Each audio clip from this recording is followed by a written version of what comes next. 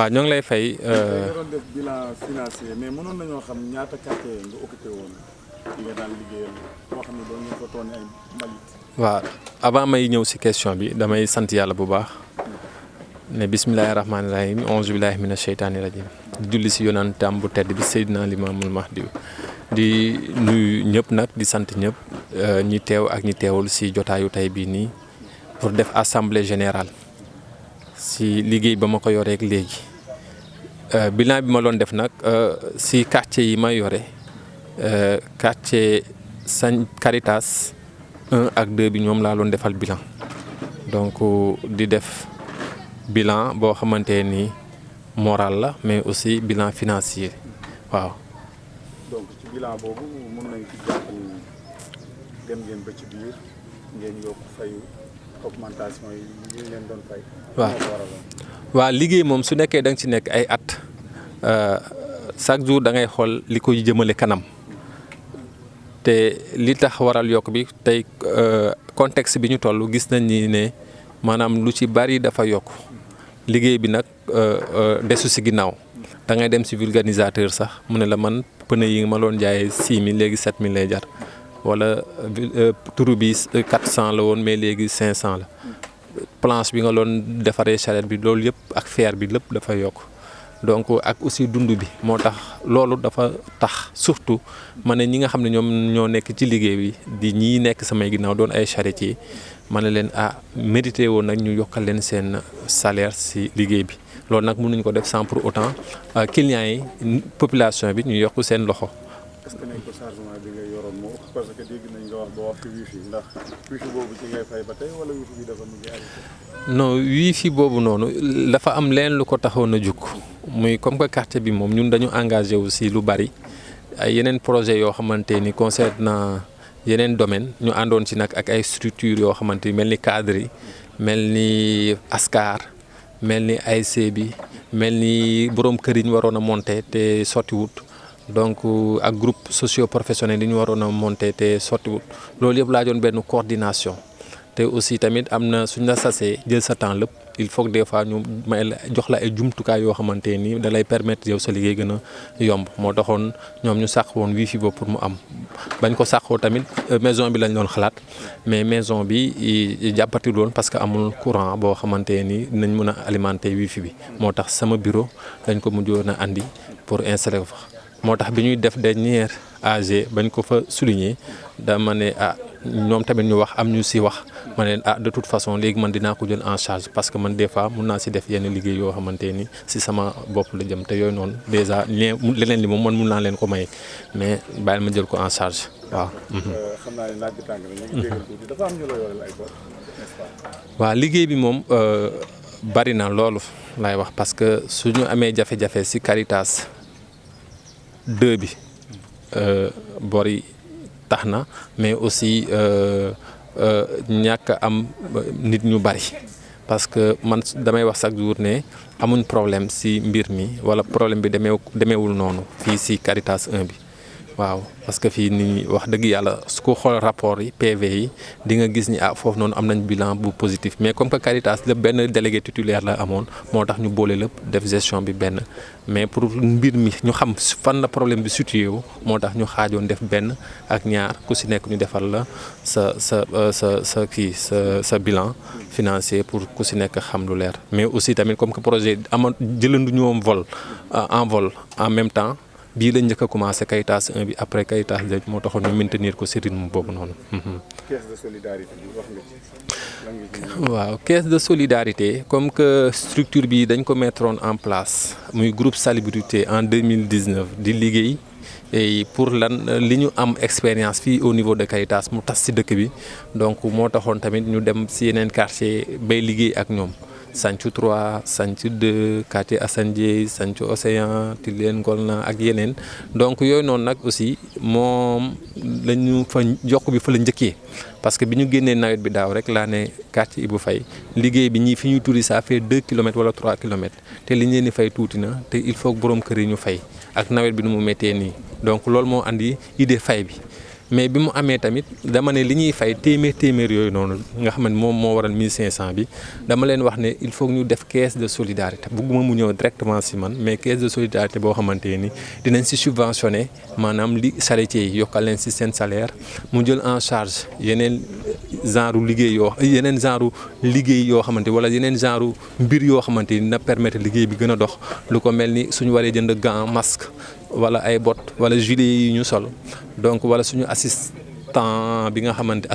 xamante ni tey aussi mu ngi si liggéey bi te am na lu mu mën te ñun mënuñ ko mu ñu si dimbali ñu fay ko si donc yooyu noonu moo tax wala saa ñu leen di dimbali période bi ñu toll ku nekk xam na ni ngooñ jafe na des fois am na ñoo xam ne dañ leen di dimbali si wàllum ngooñ moomu noonu di ko jënd donc yooyu noonu wala mbaam des fois bu dee dans l'urgence ñu soxla mbaam donc yooyu noonu si caisse de solidarité bi dañ koy jël beneen bi aussi tamit des fois am nañu am ay cas sociaux si quartier bi am ku feebar wala am ku am cas donc ñu régler ko si donc loolu moo taxoon ñu mettre en place caisse de solidarité boobu nga xamante téeméer yi fa lay dugg. Groupe de salubrité ak Bamba salubrité lépp dama koy delloo ci sama bopp rek parce que da nga gis benn doomu aadama mu taxawal ay mbir da nga gis benn doomu aadama mu am doom amaat doom. ay projet wala ay kuréel tamit noonu la rek benn xel mun na jóge ci benn xel mu taxawal mais bu ci nekk rek am na lu ko tax a jóg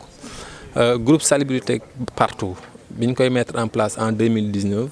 l'idée c'est de travailler avec les autres communautés fédérer leen autour de groupe salubrité partout comité yi quoi en quelque sorte ba mu mun a taxawu maanaam problème bi nga xamante ni problème mu ñëpp la doon problème mu kenn koo xamante ni moo ko mun a régler donc problème mu ñëpp la donc ñëpp ñoo ci war a mun a am benn taxawaay bi pour mbir mi mu mun a sotti tey Sagne 3 su amee problème mu mbalit day mel ni fii moo am problème mu mbalit wala fii am problème mu mbalit Caritas day mel ni Sagne 3 wala Sagne 2 moo am problème mu mbalit donc il faut trouver benn stratégie wala benn doxalin boo xamante ni dañuy liggéey ci benn coordination ensemble boo xam ne dina mun a faciliter mbir mi donc loolu moo tax groupe salubrité juddu ñu mettre ko en place 2019 Bamba salubrité bi nag parce que lépp looy liggéey rek day am expérience yoo si am comme ni ma la ko waxee woon noonu duggoon naa si ay quartier liggéeyee leen ñu dem ba ne mun nañ ko gérer seen bopp ma génn fa ñu commencé waat am ay problème mais comme que duggoon naa fa ak groupe salubrité partout liggéey fa ñoom ñu dem ba récupérer ko gérer ko seen bopp ñu amaat ay problème ba si ñoom am ñu naan yow tey ngaa ñëw jëlal ñu mbalit mi dama bañoon di ma daloon boobu dalaat ma moo tax ma créé benn Bamba salubrité mu doon benn filiale maanaam dañuy wax filiale bokk si mu ngi mel ni gaalu topp ak gaalu mbaal doo bokk si groupe salubrité pour mu régler cas yooyu noonu ku am problème rek nga woo ko mu ñëw dimbali la si sa problème mu insalubrité donc loolu daal moom moo sabab kii bi. fi may jeexalee rek mooy projet FERA ak UCG par rapport ak seen. waaw donc foofu li ma si wax rek si suñu biir assemblée donc waxtaan nañ si mais day baax juste pour ñu leeral rek ñaari projet la yoo xamante ni équipe municipale bu bees bi donc andi na ko fi pour mu liggéeyal commune bi donc information yi si amoon nag ak yi ñu si jot a am nii sax maanaam d'après l'explication de monsieur le maire adjoint donc amuñ ko si woon mais ñun information bi ñu si jotoon am mooy comme ñenn ñi rek xëy gis ko amuñ benn information concernant FERA ak UCG donc dañ jékki-jékki rek gis ko sur le terrain muy dérouler donc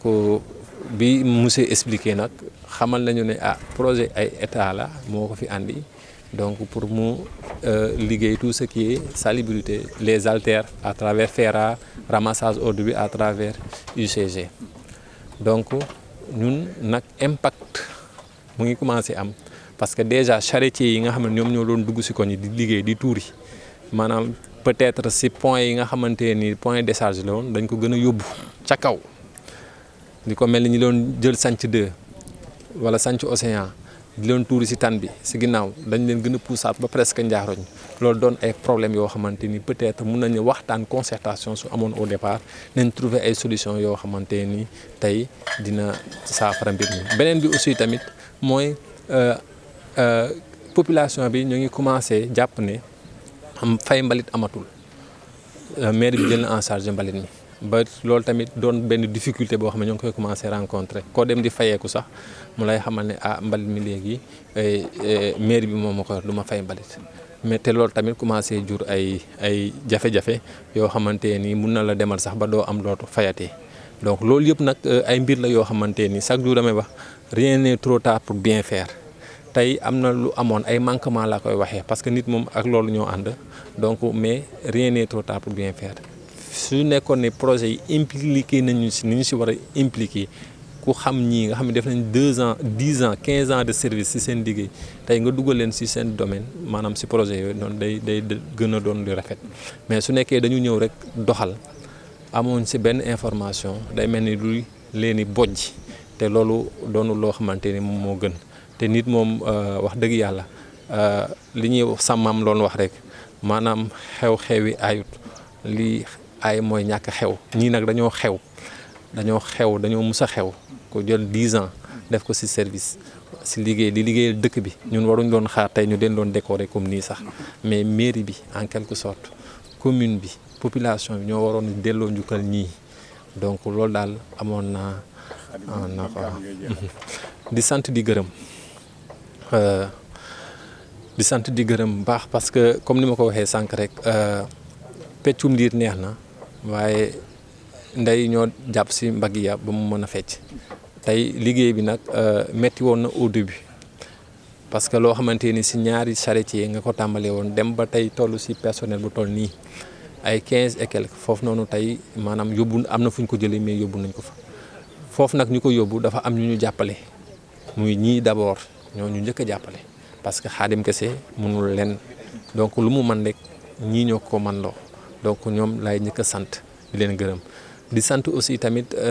maanaam fi mbir mi tàmbale ay ses références à travers le président Dame ñoo ngi leen di remercier bu baax a baax. dénk ñu comité de salubrité bu quartier Caritas ñu créé référence salubrité dem ba am benn résultat bi génn taxawal GSP ba mun a li Caritas di am ñeneen quartier yi di ko am. donc ñooñu aussi tamit dañ leen di remercier bu baax ba ñu joxe occasion bi di remercier aussi tamit population Caritas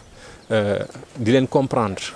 parce que fii contexte bi toll nii tabaski bi nii borom kër yëpp xel yi ak xol yi lépp ñu ngi ci problème mu tabaski bi donc seen ñàkk a teewaay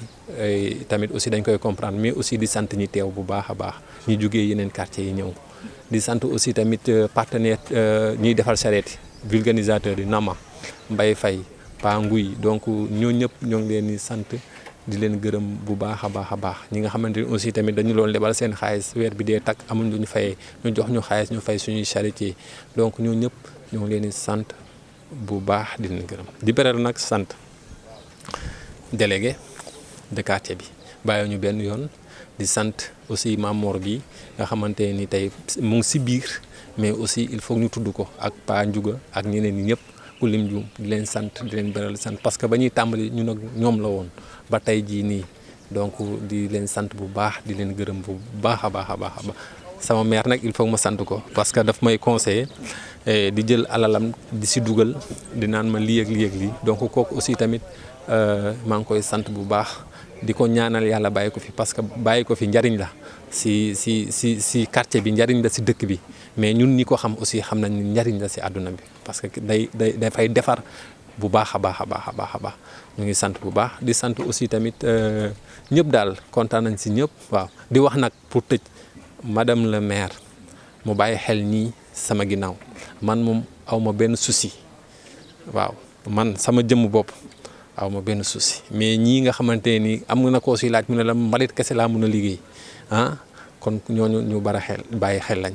bu baax a baax jërëjëf